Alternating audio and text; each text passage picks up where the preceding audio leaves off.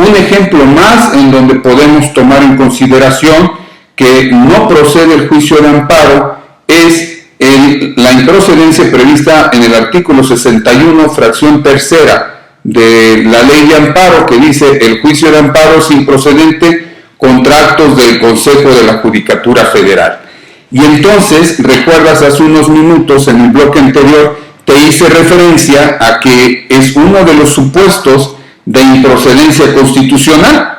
En la Constitución Política de los Estados Unidos Mexicanos se establece de manera categórica que no procede el juicio de amparo contra actos del Consejo de la Judicatura Federal, pero se dice solamente que es en tratándose de aquellas resoluciones de designación, adscripción, ratificación y remoción.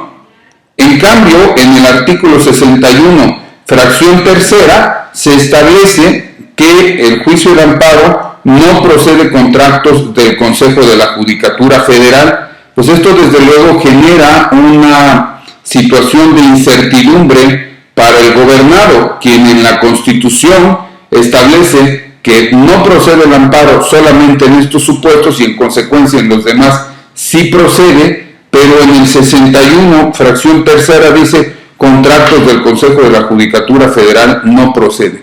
¿Qué sucedió en ese sentido? En junio de este año 2014, la segunda sala de la Suprema Corte emitió una tesis, la 57/2014, que establece: Consejo de la Judicatura Federal debe sobreseerse en el juicio de amparo cuando el acto reclamado consiste en una decisión que derive de las atribuciones que le fueron encomendadas constitucionalmente. Desde ese punto de vista, la Suprema Corte hace el análisis ya del 94 y 100, párrafo noveno de la Constitución Federal, que establece que se desprende que las decisiones del Consejo de la Judicatura Federal en materia de administración, vigilancia y disciplina del Poder Judicial de la Federación son inatacables, con excepción de las que versen sobre designación, adscripción, ratificación y remoción de magistrados de circuito, de jueces de distrito, las que podrá revisar la Suprema Corte de Justicia de la Nación. Cierto es que en esta tesis hace el análisis desde el 73, fracción 18 de la anterior ley de amparo, pero con ella se establece un matiz en cuanto que el constituyente instituyó un método de interpretación, un sistema de elección normativa que depositara en el juzgador la facultad de aplicar o no la Constitución, y en consecuencia, con esto, las decisiones del Consejo de la Judicatura Federal, pues es materia de interpretación, si atender a la Constitución en esa restricción, o si este artículo 61, fracción tercera de la nueva ley de amparo, son definitivas e inatacables en todos los supuestos. Seguramente serán temas sobre los que seguiremos reflexionando, pero por cuanto hace a esta tercera causal de improcedencia, pues la ley de amparo establece que es en todos los casos.